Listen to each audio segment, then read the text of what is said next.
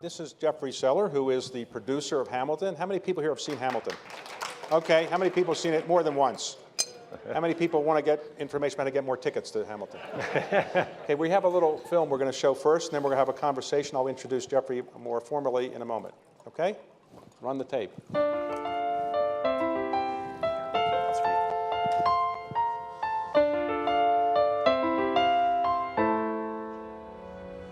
In July of '86, I began my life in New York City. A friend of mine said, "Do you want to go with me tonight? I'm going to this rock monologue." And then out comes this tall, curly-haired, lanky guy with big ears, named Jonathan Larson. And that was the beginning of our relationship in the fall of 1990 that ultimately culminated in his creation of and my producing of Rent in 1996.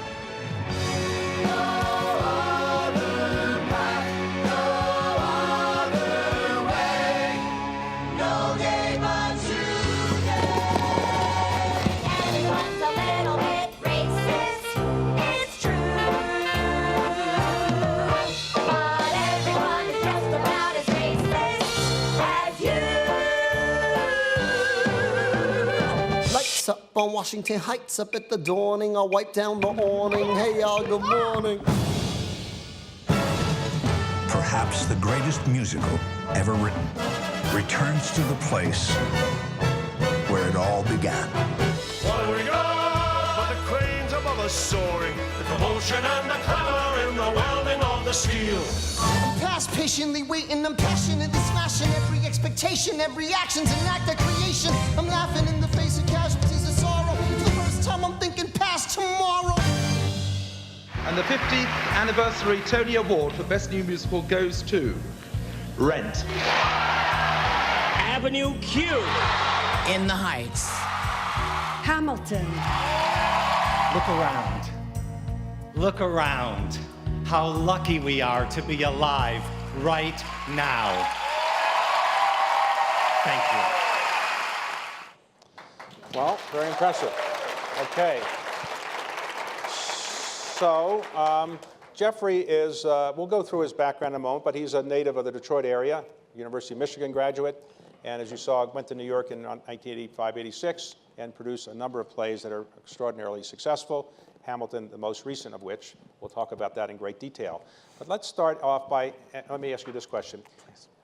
It is said that Lin-Manuel was going on vacation, and he happened to buy at a bookstore in the airport, I guess on the way to the vacation, a book called Hamilton by Ron Chernow. Have you ever thought, had he not bought that book, how your life would be different? I wouldn't be sitting here today. I make musicals. And my life, that has been my professional mission in my life. And my relationship with Lin started when I met him shortly after he got out of college at Wesleyan and had a one-act musical called In the Heights.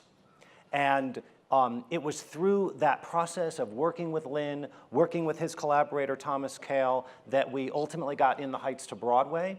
And in many ways, when Lin says, this is what I want to do, my job is to say yes. So when Lin said, I'm going to work on Hamilton, my job was to follow. Okay. Now, it has been said that by many people that he's a genius to have written the lyrics and done all the things that have led to this great success and changed the course of Broadway's history and also American history in many ways, because people care more about American history than they probably did before. But you're the producer, you're the person who put it together. Do you ever say, well, geez, he gets all the credit for being the genius, what about me? You don't get any resentment about the fact that people aren't paying as much attention to you as they are about him? Well, I get to stay at the St. Regis, so I'm feeling pretty good. All right, okay. But you know, I reserve the word genius for few men and women who have lived through history. Mozart was a genius. I don't know that there are that many geniuses. I am not a genius. Thomas Edison was a genius. And I think Lin-Manuel is absolutely stepping up at the bat and showing he might be a genius. But I'm a nurturer, I'm a cheerleader, I'm a critic, I'm a guy who says you can do better. but I am not the kind of creator manifested by William Shakespeare or Mozart or Lin-Manuel. So how frequently do you get asked about tickets?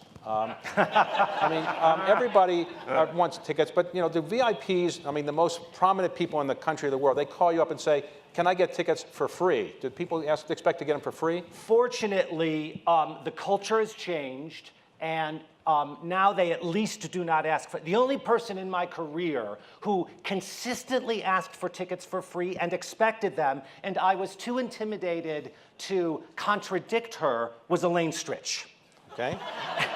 And what I got in return was that she'd call up for tickets, and I'd say, just give her the tickets. Right. And sadly, she died before Hamilton, but she asked for tickets for every other show prior to that. And her family owned Bay's English muffins, so I would get a case of English muffins for every pair of tickets I gave to Elaine Stritch. For people who, before we get into the more substantive things about what you do, for people who actually want to go see the show, what is the best way to get tickets and not pay $10,000 a ticket? What is the best way? We sell our tickets for a reasonable Broadway rate, whether it's $189 or $200. When we put them on sale, we need for our theater goers to go that minute and buy their tickets. And if they go that minute and buy their tickets, they will succeed.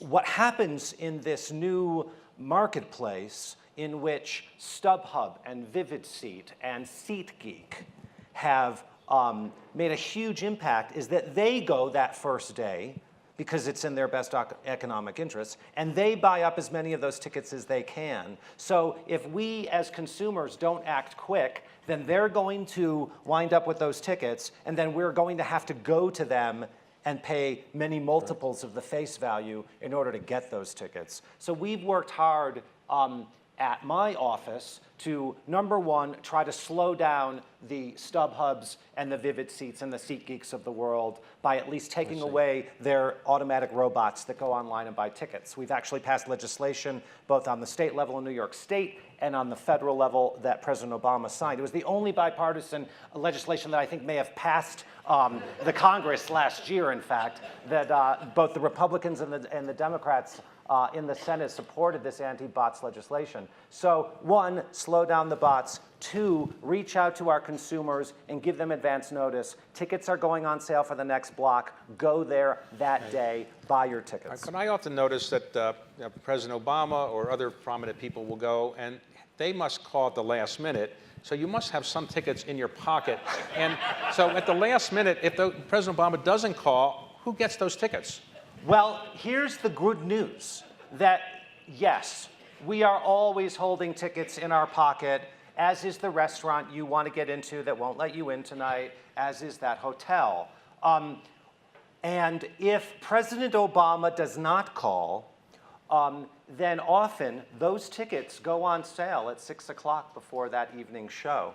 And if you are the lucky person who's standing in line, you will wind up with row G 101 and 103. And do you get people calling up and saying, I need to speak to Jeffrey. I'm his high school friend, and don't you know who I am? You get a lot of those? And people call up and say, I'm his best friend, and you don't really know who they are? It happens a little bit, but I act like I know them. Okay, all right. So how has your life changed? Now, I want to say one more thing about how do you get tickets, because this is important to me, and it's important to the ecosystem of Broadway, which is that we know our tickets, while I may say are reasonable to this room, are not reasonable to many people. There are many people who will never be able to afford a ticket for $189 or $229. And in every single theater in which we are performing, and then today that means Chicago, it means San Francisco, and in New York, there will be 45 to 50 seats that are lotteried off on the internet for $10 each.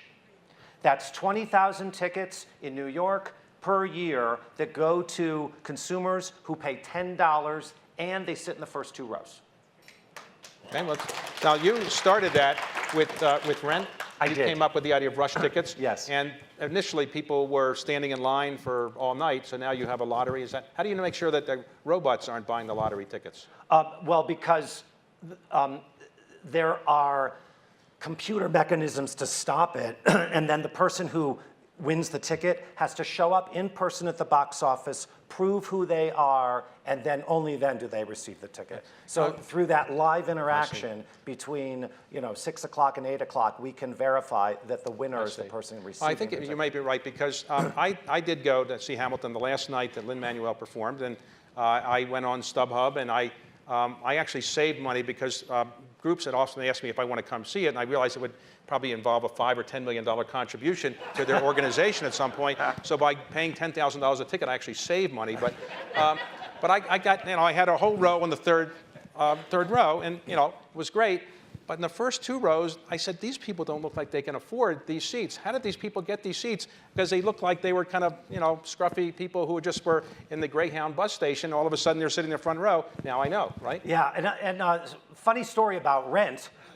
My then business partner, Kevin McCullum, and I started that lottery for $20, first 2 rows at Rent in 1996. And here's the truth. When we produced Rent, we couldn't afford a full-price ticket to a Broadway musical. So we invented that policy in many ways to take care of us. And when we first did it, it was a live lottery. When we first did it, it was first come, first serve. So if you showed up at 6 o'clock, the first 14 people, or 16 or 7, I think it was 17 people, would get a pair, and that was 34 seats. Within a year of Rent being on Broadway, we were on 41st Street before the New York Times moved into 41st Street, before Disney moved into 41st Street. It was pretty rough, 41st between 7th and 8th Avenue, where the Port Authority was. And 1 year in, we would have 3 lines going simultaneously on Fridays. Friday night's performance, a line down the block. Saturday afternoon, another line down the block, and Saturday night, and kids were sleeping over with sleeping bags in front of the Nederlander Theater. We became so fearful that someone was going to get hurt, and that it would be our responsibility, that we switched from the live system where it was first come, first serve, to a lottery. And then for many, many years, we did a live lottery where literally you put your name in a hat and someone would pull it out, and people would scream and shout and be happy that they won. And now we've gone to an online lottery, which enables people who can't get to the theater to still be able to enter. So you were a successful producer, and we'll go through that shortly. But Hamilton has put you at a different level in terms of fame and wealth. So I assume that your life has changed a little bit, or has all the fame and wealth not changed? You're exactly the same person you were 10 years ago. Well, now I don't want to call anybody to get tickets for some other show because they're going to ask me for a $5 to $10 million donation. Right. So I guess I'm going to have to go to StubHub. Right. Well, that's my technique. But now, I mean, have you bought all the toys that people who are wealthy buy? You have airplanes and boats and a lot of art, or what have you done with all this success? No.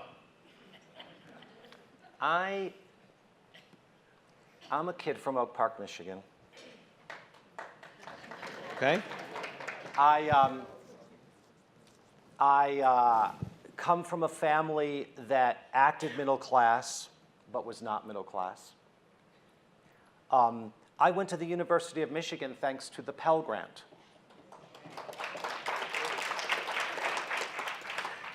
And I'll always be that kid, even if my bank account gets bigger. So let's talk about your background. It is unusual, as we've talked about before. You grew up in Oak Park. Oak Park, which is not Oak Park, Illinois, where Frank Lloyd Wright built beautiful homes. Right, it's part of Detroit. Yeah. Your father was, as you described it, a businessman who successfully was going down, not going up, right? Yes, so rapidly and wholeheartedly. And you are adopted. Yes, sir. And you had 2 siblings who were not adopted, so you were in between. Yeah. So what was that like? In many ways, I was the golden child. You know, I was the child that came from outside the family and was like many young boys who grow up to be gay. I was the perfect child who pleased my parents, came home when I was supposed to, and pretty much did everything right. We could do a whole, we could do hours on what it means to be adopted. And when I was a child, I was always the chosen child. And it felt very good to be the chosen child. And my parents loved to say, it makes no difference. And it was a very loving thing to say in many ways. But here's the other thing. It does make a difference. And what I had to contend with as an adult is that it does make a difference. And I was left as an adult with an existential question, which is, where do I come from? And that is a question that all adoptees have to wrestle with. And what I learned as an adult through my own examination and through being an adoptive parent, I am the adoptive parent of 2 children who are now 14 and 13 years old, is that adoption is beautiful, it's historic, Moses was adopted, and it is an enormous gain and an enormous loss. And only by being able to hold both of those feelings do we honor the adoptee, do we honor the biological parent, and do we honor the adoptive parent. Now, some people who are adopted say that their parents are the people that raised them, and that's their parents. But other people say they want to know who their biological parents are. Some people do, and some people don't.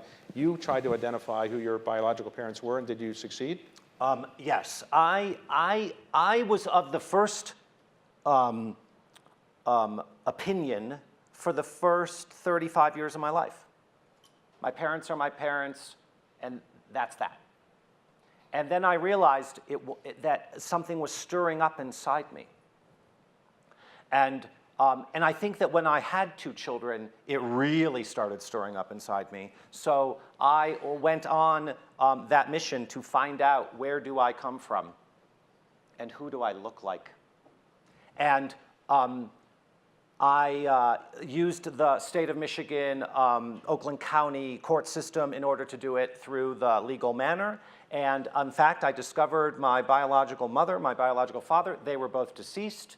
And out of that, I discovered brothers who I'm still in touch with. And I discovered first cousins on my father's side. And it brought me peace. So were your... And they asked for tickets, too.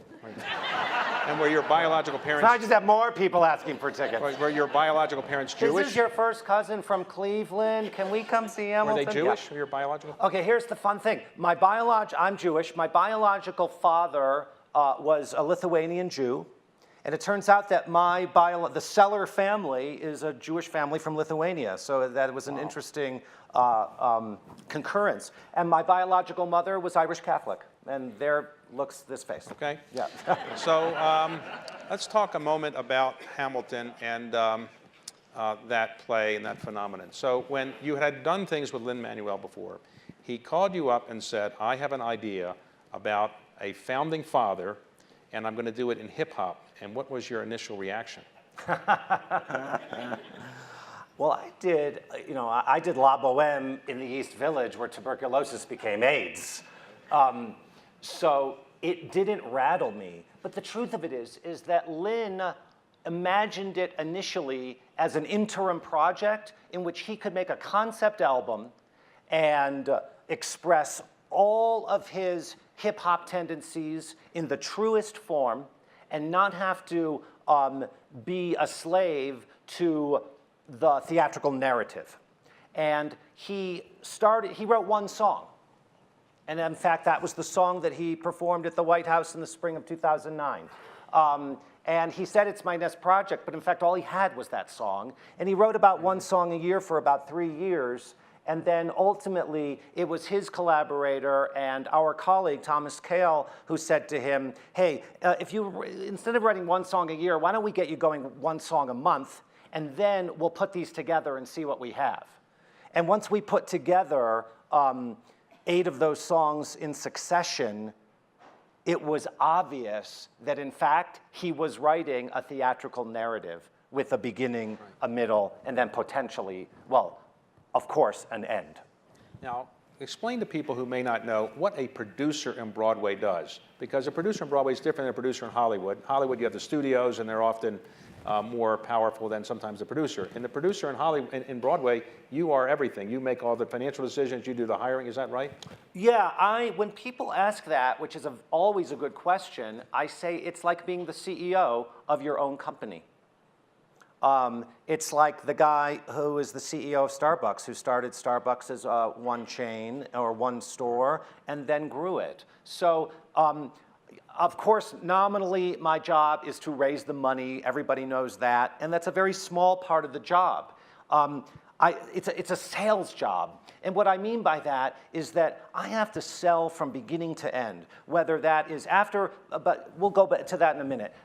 It's a job of hiring every single artist who's on the team. It's a job of saying, if I put this director together with this choreographer, I think that what they make together will be something in which the whole is greater than the sum of the parts. My job is chemist in many ways. And then after I start putting that chemistry together and we have a show, then I must sell it to investors. Then I must sell it to maybe a not-for-profit theater that would host us for our first production.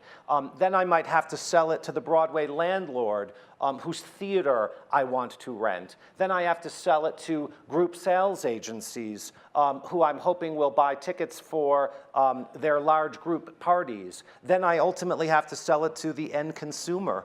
And then that's the job to keep it going as long as I can. For people here who say, well, geez, people who invested in Hamilton are going to make a fair amount of money, I guess. They might want to be an investor in a Broadway play. Is that a really good way to make money, investing in Broadway plays? No. Right. Of every Broadway play or musical that is capitalized, 20% earn back their money.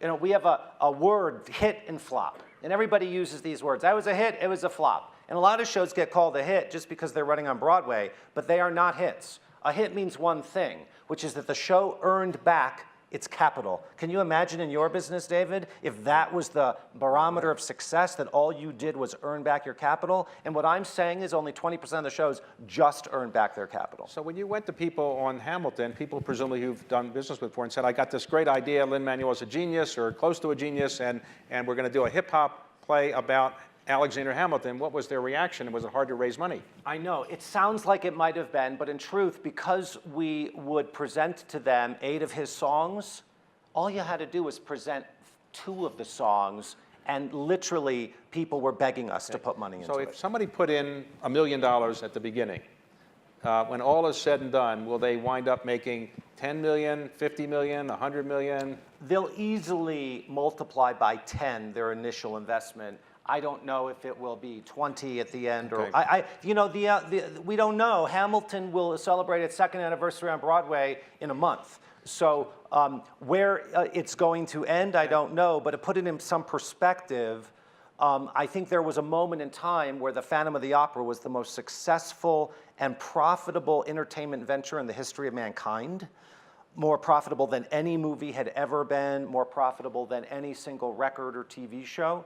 And certainly there are now a handful of shows, Phantom of the Opera, Wicked, Mamma Mia, The Lion King, that have all earned in profits well over $1 billion. So would any of your investors like to sell their position today? No. So when you you got the investors, but then you have to do the casting. Now, Hamilton and everybody then that he was dealing with were white Caucasians.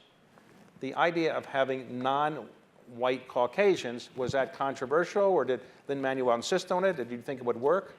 It was director Thomas Kail's idea, but it was an innate idea because when Lin picked up this book, Alexander Hamilton, and just imagine how happy Ron Chernow is today, talking about airplanes, right?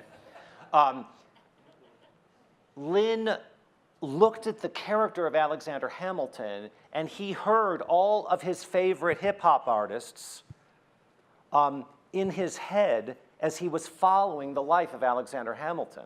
So the idea that these would be African Americans, that these would be immigrants, that these would be Latinos, was kind of embedded in this notion that he was telling the story of yesterday with the tools of today. And that made it innately obvious that you would need people of color, people who have the best facility with hip hop and rap music playing those parts. And Ron himself was a skeptic. Ron was like, whoa, you're gonna have, who played George Washington? And as soon as Ron Chernow saw the very first little read-through we did in a room as big as this stage, Ron Chernow was a convert. Another way of saying what you're saying is that white Jewish people couldn't have done hip-hop, you're saying.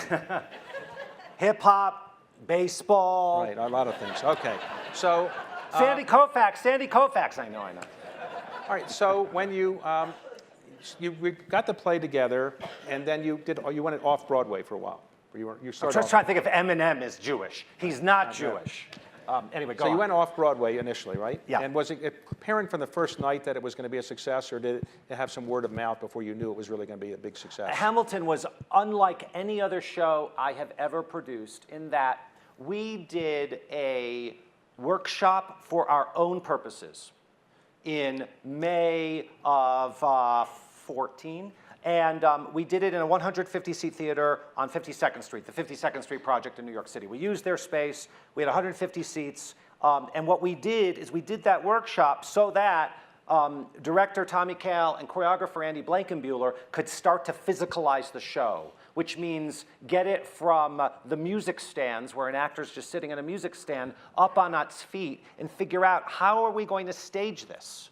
How is it going to exist in space? So we did this 4 times, which means 600 people got to see it, and many of them were family, friends, some industry people, and something happened over those 4 performances, because when the Public Theater put it on sale, there was not one article in any publication, and they put it on sale in 6 months out in July of, I guess it was 13, no, it was 14, I'm right about that, and they put it on sale, and they started selling tickets in a way in which they have never sold tickets before. Hamilton was sold out at the Public Theater before the first preview.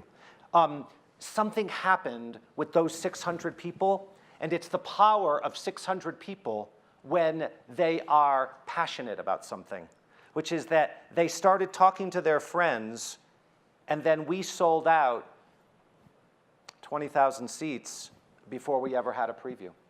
I went about right before it opened on off Broadway. I won an award by some group in New York, and it was called the Alexander Hamilton Award. Yeah. And the sponsor said they have a person who's going to do a play on Alexander Hamilton. Can he come by and sing a few songs? And I said, okay, I guess it's all right. So he came along and he sang. It was Lin-Manuel. And I said afterwards, I don't think that's going to really make it, but that's why I don't invest in Broadway. David, you could have invested. Right. I could have. I should have. Right. Anyway, so how do you it's successful on Broadway. Now you've opened in Chicago and San Francisco. How did you pick those cities as opposed to Washington, D.C.? Sure, a population base. It's a very simple equation. After New York, Chicago has the largest metropolitan population that supports and attends theater. Chicago is the only city in America that can potentially support a show for multiple years as opposed to multiple weeks or multiple months. So it was obvious to me that with our success on Broadway, we could open in Chicago and potentially play there for several years. And in fact, that's what we're doing. And so you went to San Francisco. That's bigger than L.A. or? San Francisco, in fact, is a smaller metropolitan area than LA, but San Francisco, over the last 20 years, has also proven that through a combination of their local population, and of course, when you include the whole San Jose area, it explodes, and through tourism, they can also support a show for a long time. So when Lin-Manuel writes the songs, it doesn't necessarily mean that he's going to be a performer. because the person who wrote Phantom of the Opera, he wasn't performing. Correct. So was it awkward to say to Lin-Manuel, maybe you're not the right person to be in this show? Or how did you deal with the fact that he's the writer and he's the creator, but he also wants to be in the show? Yes.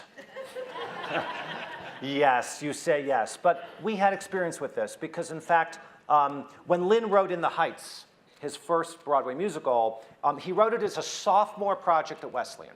And in fact, he was not in it the first time. He directed it, I think. And then when we started to develop that show in New York, it was just obvious that he needed to be the narrator of In the Heights. In so many ways, it was his story. He had a great time being the narrator, Usnavi, in The Heights. And in some strange way, I think that when he read Alexander Hamilton, I don't know if he would say this, but I think he looked at Alexander Hamilton and said, that's me. But he also may have said, that's my father, because there are great parallels between his father's life journey and Alexander Hamilton's, although his father's with a happy ending. But I thought Aaron Burr was a part he was willing to play as well. Did he consider playing Aaron Burr at one point? No, in fact not, because for those of you that know the score, all of the most challenging and beautiful music belongs to Aaron Burr, and Lin knows that's not his wheelhouse. So he always wanted, he says, I wrote the best songs for Aaron Burr, and he knew he needed a fantastic singer to be able to play those. And casting, was it hard to get people to want to be in that cast, or everybody thought it was be a hit from the beginning? When Broadway artists started to hear the music, they wanted to be in Hamilton. And initially, I thought the play was supposed to be called Hamilton Mixtape. Is that right? Yeah, it was called Hamilton the Mixtape, and I've sometimes said, if you want to know my most tangible contribution to this endeavor, I said, lose the mixtape. He was like, oh, I was like, lose the mixtape. Just call it Hamilton. It sounds more epic. And he agreed. Sometimes when people do great things early in their career or relatively early in their life, you're still relatively young, it's hard to top it. And now, how are you going to top the rest of your life what you did in Hamilton? Do you worry about that? When I was 31 years old, I did Rent. And when Rent opened on Broadway, I know I did not have $10,000 in a bank account. I had no money. I had nothing. And Rent started to bring glory, wealth, and most importantly, satisfaction to my profession. But there was a moment in which Rent was somewhere in between its off-Broadway run and its Broadway run, and the then op-ed columnist, he was a brand new op-ed columnist for the New York Times, Frank Rich, wrote one of those Saturday op-ed pieces about the power of Rent. And a very close friend called me up that Saturday morning, and he said, well, did you see the op-ed? Well, how do you feel? You're never going to top this again. And that was Rent. And I didn't get too concerned about would I ever top it. And in fact, I thought probably I never will. But that didn't stop me from making Avenue Q. Or it didn't stop me from making In the Heights. It didn't stop me from making The Last Ship, which is a show I labored on with love.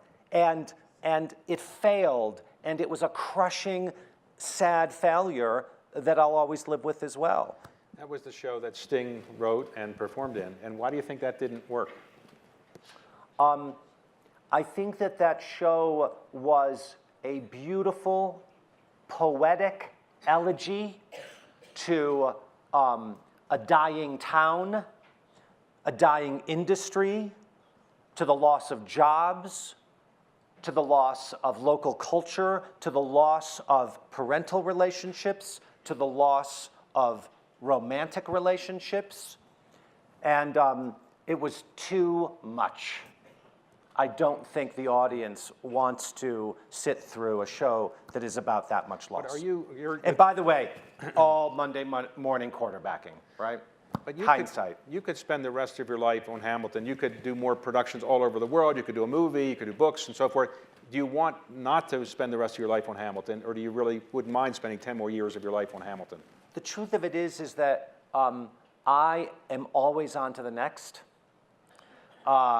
It was the mogul David Geffen who literally said to me when I was working on Rent, it's all about your next show, Jeffrey. What's your next show? But he was right. He was right. And you know, this coming season on NBC, I'm going to be the producer of a TV show called Rise that's going to premiere in March.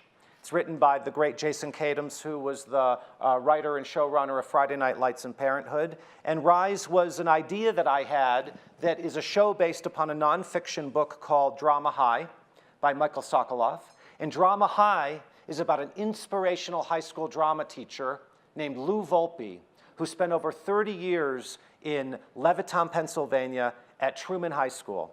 And this lower middle class high school with kids from families that are underemployed, unemployed, in blue-collar jobs that are going away in the Rust Belt, lifted up his children, lifted up the high school, made drama at Truman High as powerful and as celebrated as football might be in Dallas, Texas.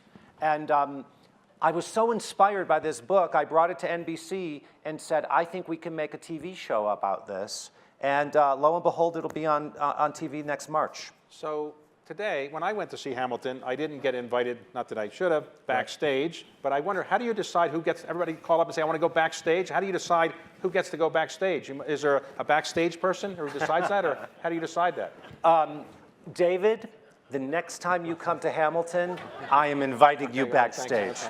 Okay. But how do you decide? The politicians call up and say, I want to go backstage? It's very easy. The truth of it is that if you're the second cousin of the ensemble member that's on that night, you're going to be invited backstage. And if you are Chief Justice Anthony Kennedy, you will also be invited backstage. And it's an warm and embracing place for both friends and family of the crew members and for special guests whom we revere. Okay, so now you have a Jewish mother. The Seller family, my mother's Jewish, my father's Jewish, yes. Okay, so Temple Israel of Detroit, Michigan is where I had my bar mitzvah. So is she bragging to her friends all the time, and is she calling for free tickets, or is she telling you how great you are? She tell you, oh, she knew you were going to be successful your whole life? What is she saying now? Oh yeah, no, she's calling, but she knows now to call my assistant to ask for all the tickets. Okay. I think she's running a ticketing ring out of Detroit, Michigan. I wonder what surcharge she's taking. So there was some controversy when Mike Pence went during the transition to see Hamilton, and a statement was read, I guess, from the stage that you had approved, and then I guess... I didn't approve it, I wrote it. I wrote it, okay, you wrote it. All right. So did you think it would be controversial, and did you think it turned out to be much more controversial than it should have been, and what was the thinking behind it? It was a soul-crushing day at Hamilton the day after the election. We, as a company, had to have a meeting the morning after the election because it was a Wednesday. And on that Wednesday, we, like all shows on Broadway, we're going to have to do 2 shows. And I had Mexican-American actors saying, I am afraid. I had African-American actors say, well, now we know. They are not for us. Now we know, and let us govern ourselves accordingly. I had other actors say, fuck them. We are going to win through love. But I also had a costume wardrobe person crying uncontrollably, I don't know what to do. And what was happening at our theater was happening in many places throughout Broadway and, of course, throughout the world. I mean, throughout our country. And we had to figure out, how do we get up and say, now our play is more important than ever before. And we need to tell this story. And we need to tell this story that embodies our greatest values as a country, as a community, as a democracy. And so we did that, and we got on with the work.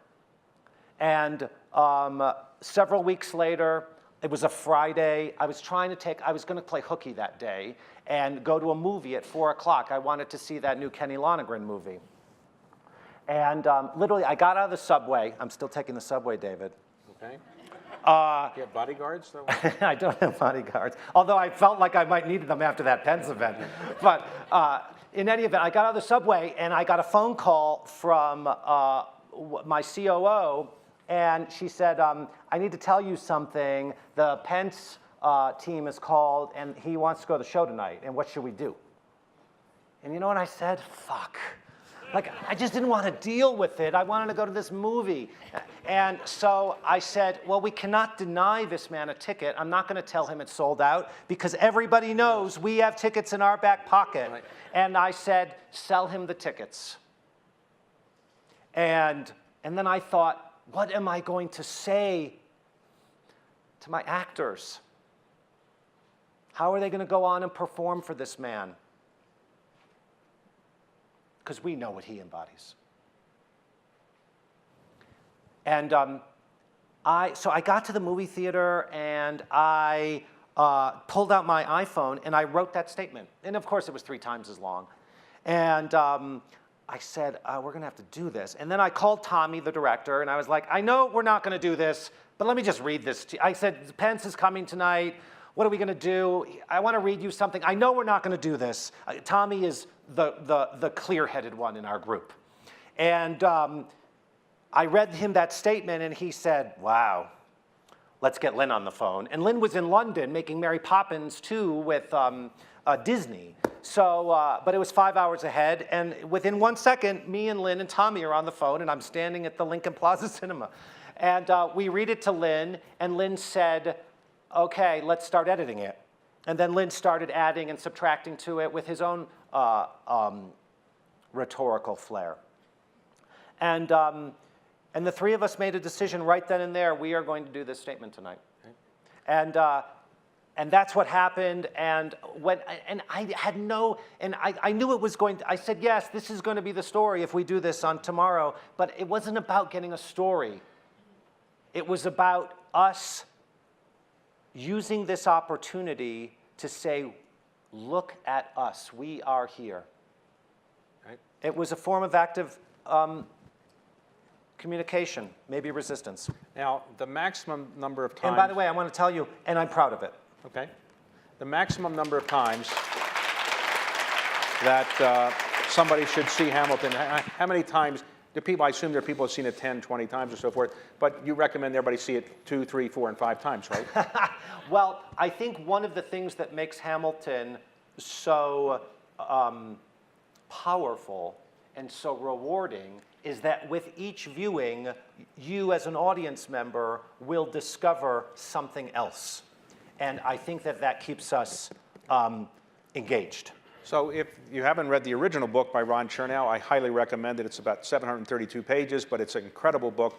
And if you don't have time for that, you can buy this book, which I'm not the book agent for, but you will highly recommend this. This is a book that talks about the play and goes through all the lyrics and the history of it, right? Excellent book. All right, and highly recommend it. And of course, there's the CDs and I guess other music that you sell as well. So, you know what's funny about this book is that once in a while a Broadway show is popular enough to get what is called a coffee table book, and In the Heights was a popular show, but it wasn't popular enough to get a coffee table book. And my first show, Rent, had a beautiful coffee table book. And in all of the negotiations with Lynn over doing the show and royalties and all that kind of stuff, there was only one issue that he was like a dog with a bone. And this is, of course, before the show happened. It was like, we must get a coffee table book. We must get a coffee table book. I was like, what's with the coffee table book? And literally, there was a moment where we were still at the Public Theater, and it had become a hit, and David Brooks wrote a very nice op-ed piece, so that got an op-ed piece as well. And I literally took that op-ed piece, and I walked over to my friend Charlie Melcher of Melcher Media, which is a fantastic book packaging company, and I literally walked right into his office on 13th Street, and I said, here, this is our next coffee table book. And then we killed ourselves because this book we started working on before we even opened on Broadway, and we got it from conception to the bookshelves before it even won the Tony Award for Best Musical. So it was a labor of love and a lot of work. Final question before we have some questions from the audience. Have you ever considered changing your name to Sellers? Because people often probably say Sellers, and you ever have that all the time? Well, you know, sometimes people get so caught up in the mnemonic of it all, they actually call me Peter. So so I mean, it gets even worse, which is they not only do they mispronounce seller and say sellers, but then I'll be in a yoga class and they'll go Peter, and they'll go, I don't even know why I said that, and I'm like, I do. Okay. All right. There you Questions? We have 15 minutes for questions. Right here, Bennett. Yes. Wait, there's a mic coming right here. Can you explain the dynamic of how you assembled that cast, and then talk a little bit about how you keep that cast together, as opposed to having them peel off? And from a producer's perspective, what are you trying to accomplish there? Does that help? Excellent. Well, here's the truth. They do peel off, and I think there's only 1 or 2 members of the original Broadway cast still performing on Broadway today. They've all peeled off and gone on to do amazing things, and that is natural, and that is right and necessary. Putting together the original cast was both easy and pleasurable.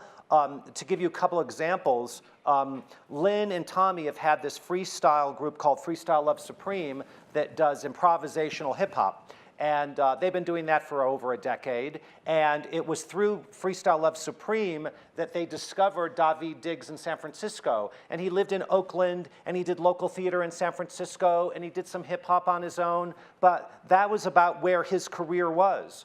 And it was Tommy who said from the get-go, this guy is Thomas Jefferson. And Daveed, who was from Oakland, we used to just get him a ticket on JetBlue, and he would come to New York every time we did a reading to work and develop our show. So here was a man from Oakland, California that launched his beautiful career playing Thomas Jefferson and Lafayette in Hamilton, won the Tony Award, and is now appearing in HBO movies and ABC sitcoms, and writing his own albums. And that is one of the great pleasures of making a new show, which is discovering new talent and launching them off into the world. We have Hamilton right now in 3 cities. That means I have 9 men who can play Alexander Hamilton. It means in December, I'll have 12 men when we open at the Victoria Palace Theatre in London. And then when we open in Seattle next February, I'll have 15 men. So our needs are vast. And our casting department is working every single day to continue to find extraordinary talent and young people to populate our stages. And when you open at the Kennedy Center? Yeah, that will be June. the company that that's going to be the company I think that's sitting in San Francisco right now. That will be at the Kennedy Center next June. Right. Yeah. Okay. Right here. I love Grand Opera, and one of the things that I love about it is that there are super titles.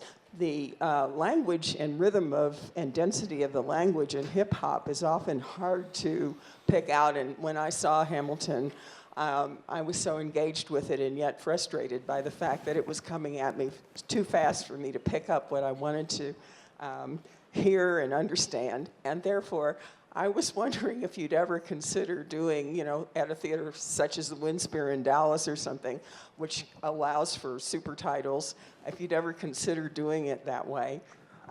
It's a great idea. And we won't do it because ultimately we'll rely upon the audience to make their own decision. And I hear this all the time. People say, should I listen to the CD before I come, or should I wait until after I see it? And I say, I can't answer it for you. There are rewards with each mechanism. But because the CD is so readily available, one can listen to that first and start to familiarize themselves with all of the lyrics. Or they can go back into the CD after. But the convention for it, for an opera that's in Italian or French, is a great thing. And I did that, in fact, when we did La Boheme on Broadway, the Baz Luhrmann production in 2002, where we did have those titles. But for this show, we've decided it's not best for the style of the overall artistic expression. Okay. Jane?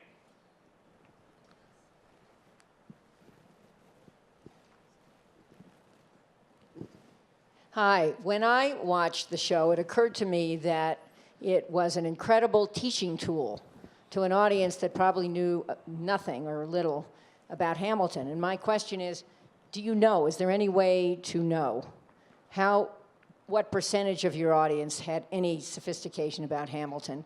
And if it is a teaching tool for adults, most kids, certainly my grandkids, have all memorized the score. Have you thought about maybe producing it in a different form so that it can be a teaching tool for younger people and hook them on history? Thank you for asking that question.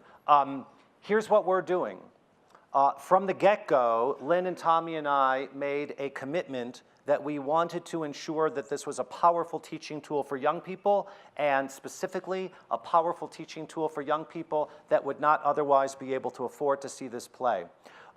With the help of the Rockefeller Foundation, with the help of the Gilder Lehrman Institute of American History, we have created an education program in which, for each one of our companies, 20,000 high school juniors studying American history see the show each year for $10 in a program that is supported by Rockefeller and two handfuls of many other philanthropies. So what that means is that they study American history, they study the show, they work on projects prior to seeing the show, and then the day of the show, they actually come with their own presentations. They make their own hip-hop songs. They make their own scenes. They make their own monologues. And some of them are chosen to come on stage in the morning in a session in an educational session we have at the theater, in which they can share this with all the other students in the audience. We will be serving 250,000 children from Title I schools over the course of the next 4 years to see Hamilton for $10 or less. By the way,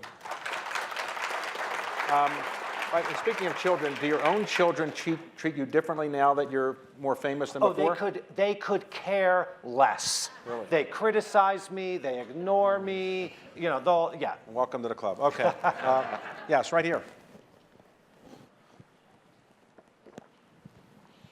I too was bar mitzvahed at Temple Israel, so we have something in common. But right.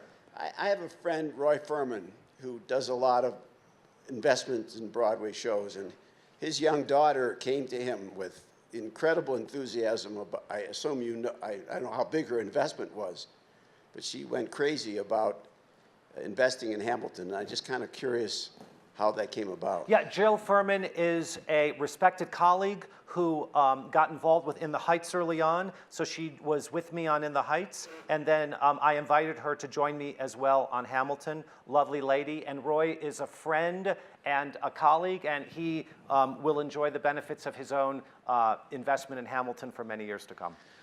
Okay, over here, right back here. Hi. Hi, thank you for being I'm so sorry. candid. All right. Well, okay. First, and then Michael afterwards, okay? Thank you. Thank you for being so candid. Obviously, your career, you've been aligned with a lot of pro-social type of things within your work. I'm curious, how do you look for your next project, and what qualities you use to identify what you'll align with and invest in? Thank you. I'm all feeling. I want to be moved at the bottom of my soul when I witness a new work, and I want to be surprised. I want to hear a sound I've never heard in the theater before. And certainly that happened when I was exposed to Rent for the first time. It certainly happened in a different way when I was exposed to Avenue Q, which, though the music was not surprising, the lyrics were making me fall off my chair laughing. And then when I was exposed to Lynn's In the Heights for the first time, I had never before sat in a seat that would be a theater seat and heard this beautiful hip hop that Lynn was singing juxtaposed against traditional Broadway choral singing. And the way that he brought those together was completely surprising and moving to me. And that's why I did In the Heights. So Hamilton is a continuation of that ability to both surprise us and to prick my ear in a whole new way. Okay, Michael? Thank you. Last question. Did the show Hamilton keep his name on the $10 bill? Yes.